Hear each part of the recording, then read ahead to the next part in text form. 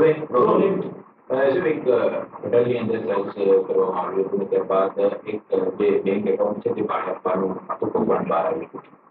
કઈ રીતે નેટવર્ક ચાલતું હતું, કેટલા આરોપીઓની સંડોવણી સામે આવી છે, ક્યાં સુધી આ નેટવર્કના તાર લંબાયેલા?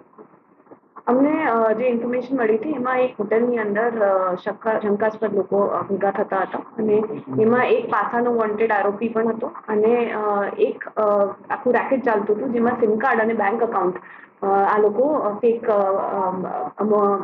ભેગા કરીને ફેક એકાઉન્ટ ખોલાવીને એ મોકલતા હતા. એવી બાતમીના આધારે આપણે સર્ચ કરી અને એમાં આ હકીકત મળી, જેના અનુસંધાને આપણે ગુનો નોંધ્યો છે આઈટી એક્ટ અને 406-420 હેઠળ. મુખ્ય એમાં એક આરોપી છે જે સાઈન દેસાઈ કરીને છે. એ અહીંયા ફતેવાડીનો છે અને એ પોતે પહેલા દુબઈ રહી ચૂક્યો છે. ત્યાં દુબઈમાં જ્યારે રહેતો હતો ત્યાં શાહબાઝ કરીને એનો મિત્ર હતો, ત્યાં એ બંને સાથે પોર્ટમાં કામ કરતા હતા. ત્યાંથી એમની મિત્રતા થઈ અને એને આ કામ એને સોંપ્યું કે તમે સિમ કાર્ડ અને બેંક એકાઉન્ટના કિટ્સ ભેગા કરીને દુબઈ મોકલવાનું એને કામ ચાલુ કર્યું.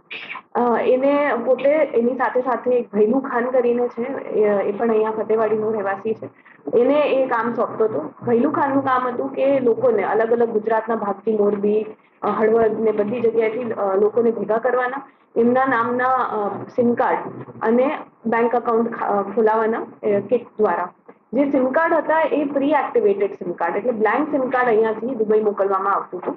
અને અત્યાર સુધી એને ટોટલ 18 બેંક એકાઉન્ટ બનાયા છે, જેની તપાસ કરતા આપણને એના સામે 66 સાયબર ફ્રોડની કમ્પ્લેન એનસીસીઆરપી પોર્ટલમાં થઈ છે. આ એકાઉન્ટના માધ્યમના ઉપર થયેલી છે. આ મેઇન એક માઇક કરીને એક છોકરી છે જેના સાથે ટચમાં હતો. માઇક મૂળ પાકિસ્તાની છોકરી છે, એ પણ દુબઈમાં રહે છે, ચાઇનીઝ ટ્રાન્સલેટર છે, એનું કામ કરે છે પાકિસ્તાનમાં. તો સૈમ દેસાઈનું કામ હતું કે આ માઇક સાથે સતત સંપર્કમાં રહેતો હતો અને ત્યાંથી જે ડિમાન્ડ આવતી હતી કે આટલા સિમ કાર્ડ મોકલવાના છે એ પ્રમાણે અહીંયા સિમ કાર્ડ અને બેંક એકાઉન્ટ કિટ રેડી કરીને મોકલતો હતો. અત્યારે જે આપણે અટક કર્યા છે એના જસ્ટ એક દિવસની અંદર એ દુબઈ પોતે જવાનો હતો સિમ કાર્ડ લઈને, અને અગાઉ આ છેલ્લા 2-3 મહિનાની અંદર એને 6 સિમ કાર્ડ મોકલેલા છે, pre activated sim card. Sim કાર્ડનો ઉપયોગ કોણ કરતું હતું અને કેવી રીતે? જે સિમ કાર્ડ જેના નામે અહીંયા લેવામાં આવતા હતા એ લોકોને આ સંપર્ક કરે, એમના સિમ કાર્ડ લઈ લે, પછી આ ફ્લાઇટના માધ્યમથી ત્યાં મોકલી દે છે. અહીંયા પછી જે સિમ કાર્ડ હોલ્ડર છે એના પાસેથી એના સિમ કાર્ડ ખોવાઈ ગયાની પોલીસમાં કમ્પ્લેન કરાવી દે. ત્યાં આ સિમ કાર્ડ એ લોકો એક્ટિવેટ કરે અને પછી ત્યાંથી ચાલતા આ સાયબર ફ્રોડમાં ઇન્વેસ્ટમેન્ટ ફ્રોડ ને શેર માર્કેટને આ બધા ગેરકાયદેસર પ્રવૃત્તિ છે એમાં સિમ કાર્ડ યુઝ થતું હતું. માઇકના સંપર્કમાં સાઈમાં આવ્યો હતો તો કેટલા વર્ષ પહેલા આવ્યો હતો અને એક એકાઉન્ટ ખોલવા માટે જે એકાઉન્ટ હોલ્ડર હોય તેને કેટલા રૂપિયા? એ ગયા વર્ષે ત્યાં દુબઈમાં કામ કરતો હતો પોર્ટમાં, અને ત્યારથી આ માઇકના એની સાથે જે કામ કરતો હતો એને અને માઇકને મળ્યા હતા. એ માઇકને ટોટલ બે વાર ત્યાં દુબઈમાં મળી ચૂક્યો છે. અને સૈમ દેસાઈ પોતે પણ હવે ફરી આ વખતે જવાનો જ હતો દુબઈ, એની ફ્લાઇટ હતી જેના પહેલા આપણે ધરપકડ કરી છે. જે અકાઉન્ટ હોલ્ડર છે એમને 1.5% કમિશન મળતું હતું દરેક અકાઉન્ટ માટે. આપણે કુલ કેટલા લોકો સામે ફરિયાદ દાખલ કરી છે, કેટલા લોકોને અરેસ્ટ કર્યા છે?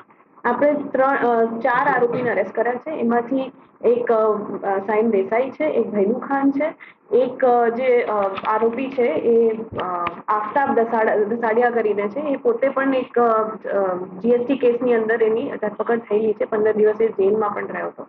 અને ચોથો જે છે જેના સાકેર ઉર્ફ ભાનો કરીને છે, જે 307ના ગુનામાં એ ધંધુકાનો છે, 307નો ગુનો હતો અને એમાં એની પાસા થયેલી હતી. એ પાસાની અંદર એને અરેસ્ટ કરવાનું બાકી હતું. એટલે આપણે ટોટલ આ 4 આરોપીને અરેસ્ટ કર્યા છે.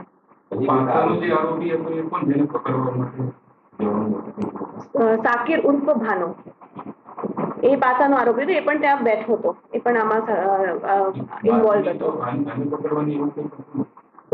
બંને.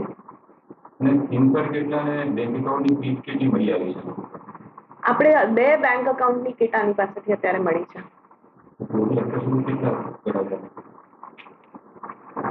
અત્યાર સુધી કેટલા કર્યા છે એના મોબાઈલ ફોનમાં આપણને ખબર પડી છે કે 18 બેંક એકાઉન્ટ એને કર્યા છે. હજી અમે તપાસ કરીએ છીએ બીજા એના બેંક એકાઉન્ટને પોતે જોઈને મોબાઈલમાં 18 બેંક એકાઉન્ટની ડિટેલ્સ હતી.